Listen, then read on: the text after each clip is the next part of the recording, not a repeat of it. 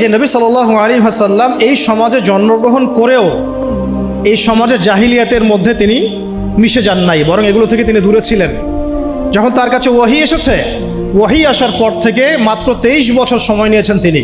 এই 23 বছরে তিনি ওই পুরো সমাজের সমস্ত জাহিলিয়াতকে দূর করে নতুন একটা সমাজ বিনির্মাণ করেছেন, আলহামদুলিল্লাহ, প্রতিষ্ঠা করেছেন। এবং আমরা বুঝলাম যে এটা আমাদের দ্বারাও সম্ভব ইনশাআল্লাহ।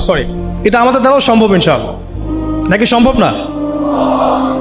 তো সম্ভব হতে হলে যে কয়েকটা কাজ করতে হবে, সে কয়েকটা কাজ আগে বলে নেই, মুখস্থ করেন। এক, সর্বপ্রথম আমাদেরকে ইলমের চর্চা করতে হবে, জ্ঞানের চর্চা করতে হবে। 1 নম্বর মনে থাকবে তো ইনশাআল্লাহ। কোন জ্ঞানের চর্চা করব? যেই জ্ঞান আমাকে আল্লাহ পর্যন্ত পৌঁছে দেয় সেই জ্ঞান। কোন জ্ঞানের চর্চা করব না যেই জ্ঞান আমাকে আল্লাহ থেকে দূরে সরায় দেয়? সিম্পল। কোন জ্ঞানের চর্চা আমি করব? যেই জ্ঞান আমাকে আল্লাহ পর্যন্ত পৌঁছে দেয়।